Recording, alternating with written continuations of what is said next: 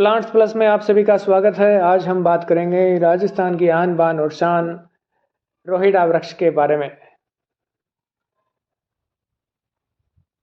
ये जो आप पेड़ देख रहे हैं, यह है किसी मेहनती किसान की सीमा पर उगा हुआ रोहिड़ा का वृक्ष है। मरुभूमि का सागवान जिसे कहते हैं, यह रोहिड़ा वृक्ष वर्तमान में अपनी अंधाधुंध कटाई का सामना कर रहा है। रोहिड़ा मरुभूमि की शान है। आधुनिकता में अंधा हुआ मनुष्य अब इस पे लगातार वार कर रहा है। रेतीले खेतों में रोहिड़ा के पेड़ खुशहाली का संदेश देते हुए नजर आते हैं। बसंत के महीने के बाद ही इसके ऊपर ये जो आप देख रहे हैं शानदार से पुष्प लगने शुरू हो जाते हैं और सूर्य की तेज गर्मी के समय भी यह फूल अपनी आकर्षण शक्ति के साथ खुशहाली व शांति प्रदान करता हुआ प्रतीत आता है। यह काफ़ी मजबूत और फर्नीचर के लिए काफ़ी ज़्यादा उपयोग में लिया जा रहा है, इसीलिए इसकी अंधाधुंध कटाई हो रही है। रोहिड़ा के फूल को 21 अक्टूबर 1983 को राजस्थान सरकार के द्वारा राज्य पुष्प घोषित किया गया है। पिछले 2 दशकों में रोहिड़े के वृक्ष निरंतर कटने के लिए दिए जा रहे हैं। एक समय था जब मरुभूमि में यह जो आप पुष्प देख रहे हैं, ये जो आप पेड़ देख रहे हैं, इसकी भरमार हुआ करती थी, लेकिन गत वर्षों में इनकी संख्या बहुत ही सीमित रह गई है। कहते हैं कि रोहिड़ा के पेड़ की जो लकड़ी है वो कई सौ वर्षों तक खराब नहीं होती है और यह पेड़ वर्तमान में 15 से 20 हजार रुपए के क्विंटल तक बिकता है, इसीलिए इसकी अंधाधुंध कटाई अभी तक जारी है। रोहिड़ा जो है वो बिगोनियस परिवार के टिकोमेला वंश का वृक्ष है, जिसे रोहिड़ा, रोहिटिका आदि नामों से जाना जाता है। इसका वैज्ञानिक नाम है टेकोमेला एंडुलेटा। अंग्रेजी में इसे रोहिड़ा ट्री, हनी ट्री कहते हैं। रोहिड़ा अरब देशों में भी पाया जाता है। यहाँ यह वृक्ष सजरत अल असल के नाम से प्रसिद्ध है। यह शुष्क क्षेत्रों और भारी हिमालय के क्षेत्र में भी पाया जाता है। यह भारत के साथ ही पाकिस्तान और अरब देशों में भी पाया जाता है।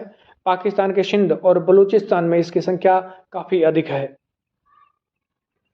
भारत में इसे सागर की सतह से 1200 मीटर तक ऊंचाई वाले शुष्क भागों में भी देखा जा सकता है।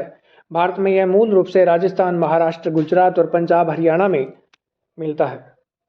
यह जो आप प्लांट देख रहे हैं, पेड़ देख रहे हैं, इसकी उम्र महज अभी 12 से 15 साल के करीब है और यह काफ़ी वजनदार भी लग रहा है। इसके शानदार पुष्प आप देख सकते हैं, घने हैं और जैसे जैसे गर्मी और आएगी, जून जुलाई के महीने में इसके पुष्पों की संख्या बहुत ज़्यादा हो जाएगी। शानदार पीले और लाल रंग के मिक्सचर वाले ये फूल बिना खुशबू के ही अपने आप को प्रभावित करते हुए दिखाई देते हैं। यह राजस्थान के पश्चिमी क्षेत्र के लोगों के जीवन का एक महत्वपूर्ण अंग बन चुका है। इस क्षेत्र में इसकी संख्या बहुत अधिक है। राजस्थान में जैसलमेर, जोधपुर, पाली, अजमेर, नागौर, बीकानेर, चूरू, झुंझुनू, सीकर आदि क्षेत्रों में इसकी संख्या अभी भी ठीक ठाक है। शुष्क और अर्धशुष्क क्षेत्रों को पतझड़ वाला जो ये वृक्ष है रोहिड़ा, लेकिन इस पर वर्ष के अधिकांश महीनों में पत्तियां जो है वो हरी रहती है। ऐसा बहुत कम होता है कि जब इसकी पत्तियां गिर जाती है। अतः इसे लगभग सदाबहार वृक्ष या अर्ध सदाबहार वृक्ष कहा जा सकता है।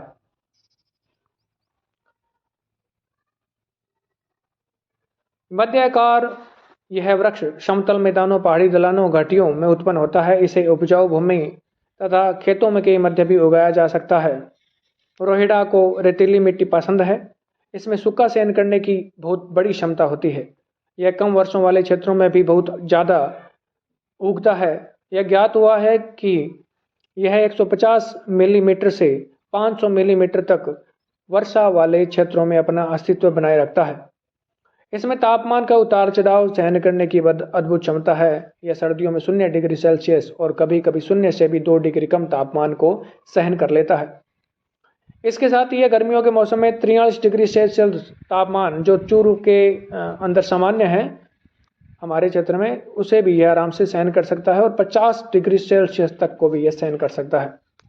वास्तव में रोहिड़ा के लिए सूरज की गर्मी बहुत आवश्यक होती है। सूरज की तेज गर्मी और प्रकाश में इसका जन्म और विकास होता है। इनकी शाखाएं जो है वो जमीन की ओर नीचे की ओर झुकी होती है तथा इन पर छोटी छोटी पत्तियां लगी है। ये पत्तियां लंबी होती है, आप देख सकते हैं इनकी जो पत्तियां हैं वो लंबी है और इसके आगे का जो भाग है वो नुकीला है।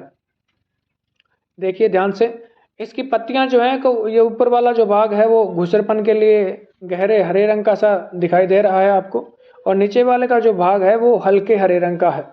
रोएडा के फल कुछ मुड़े हुए होते हैं। इसके बीज बालदार होते हैं। इन बालों के कारण यह हवा के साथ उड़कर राजस्थान के दूर दूर रेतीले धोरों में बिखर जाता है। राजस्थान के बाहर के क्षेत्रों में पहुंच गया है। यहाँ जहाँ पर यह नहीं पाया जाता है वहाँ भी इसके बीज चले जाते हैं। रोएडा का फूल बहुत ही खूबसूरत और शानदार होता है और राजस्थान के धोरों में यह अपनी अलग ही छाप छोड़े हुए है। इस पर सर्दियों के मौसम में फूल आते हैं और गर्मियों में पीले फूले और नारंगी लाल रंग के फूल आते हैं। इसकी आकृति जो है आप देख लीजिए, यह घंटी के समान की है। तो रोएडा के बारे में और भी बहुत सारी बातें हैं और इसे पाल बनाने के लिए, अपनी छत बनाने के लिए भी पहले काम में लिए जाते थे। रोएडे को बचाने के लिए हम सभी को एक साथ आना है। सरकार पर्यावरण संरक्षण के नाम पर कई योजनाएं चला रही है, जिसके अंदर राज्य पुष्प रोएडा के कट रहे हैं। उनको बचाने के लिए भी हमें कोई कदम उठाना चाहिए। तो ये थी अपनी रोएडा के बारे में जानकारी। आप भी अपने आसपास, अपने घर, मैदान, ऑफिस, बाग बगीचे, खेत खलियान में रोएडा के पुष्प को लगाइए, रोएडा के फूल को लगाइए, उनको संरक्षण प्रदान कीजिए। बिना किसी देख रेख के अच्छी ग्रो करने वाला यह शानदार पेड़ आपके घर, मैदान, बगीचे में अवश्य हो, ऐसी मैं आशा करता हूँ। हमसे जुड़ने के लिए, वीडियो देखने के लिए बहुत बहुत धन्यवाद। आपका दिन शुभ।